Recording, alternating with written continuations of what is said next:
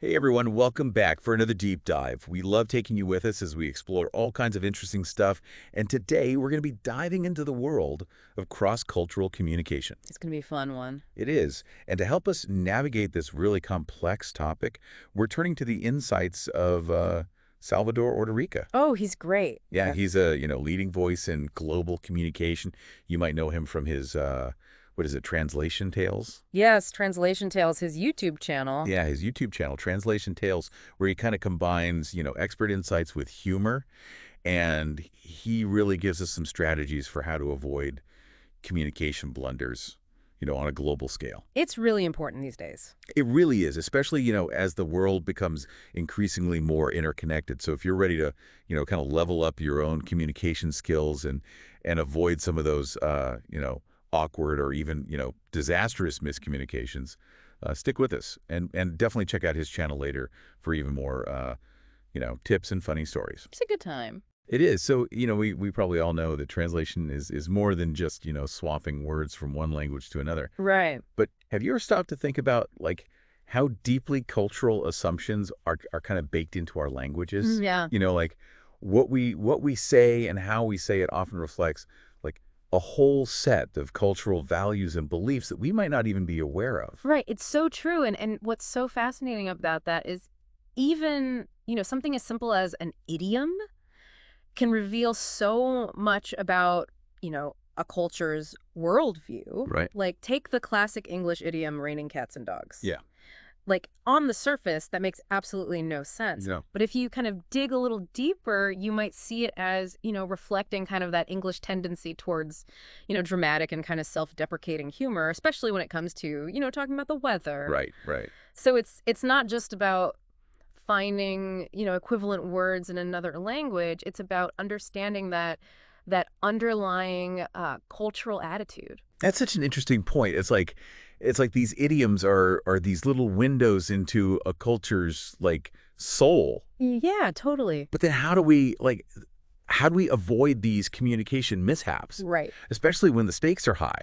Like, if we're in a business negotiation or trying to build relationships with people from different cultures, like how do we make sure we're not accidentally stepping on toes or sending the wrong message? Yeah, that's where things get really interesting because it's not just about, the words themselves. It's about like the silences between the words. Okay. Like think about how differently silence is interpreted across cultures. This is true. So, like, in Japan, a pause can be a sign of respect. Mm-hmm. Like, allowing for contemplation before you respond. Right. But in many Western cultures, that same silence might be, interpreted as disinterest or even disagreement. I've always found that so fascinating. Yeah. Just the way that silence can hold so much weight in some cultures Mm-hmm. Totally. while like feeling almost uncomfortable in others. Absolutely. It's a really powerful thing. Yeah. Are there any other like kind of nonverbal cues we should be aware of, as Yeah. we're navigating these cultural differences?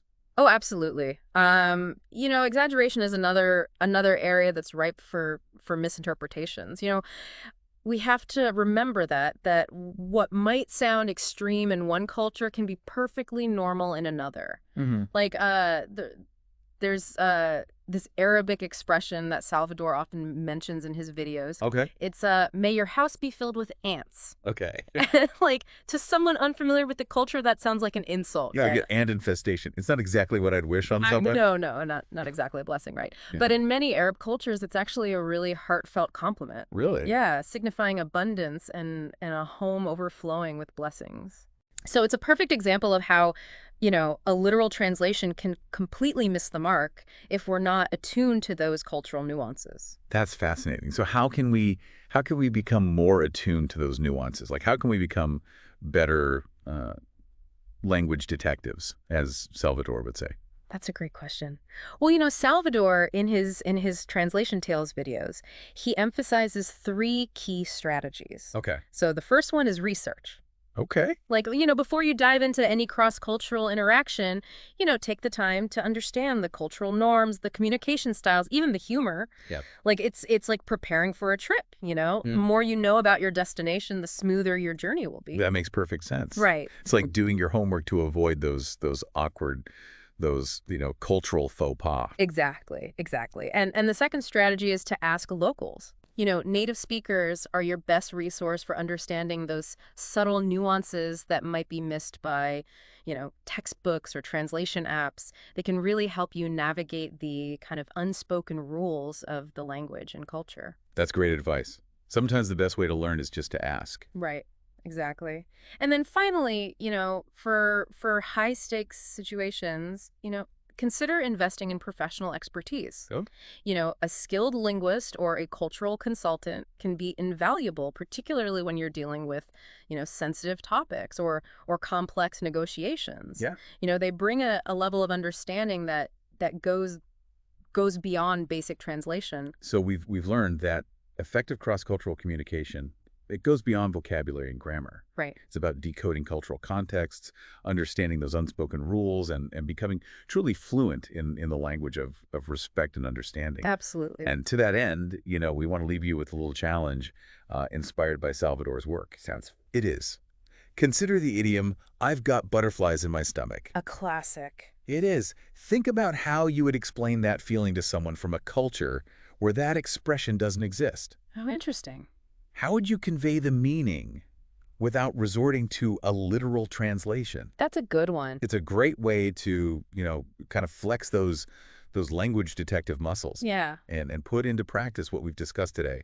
And if you're looking for more engaging insights and practical tips, be sure to check out Salvador Ordorica's YouTube channel, Translation Tales. Yes, definitely do. He's got a real knack for making even the most complex cultural concepts accessible and entertaining. It's true. He does a great job.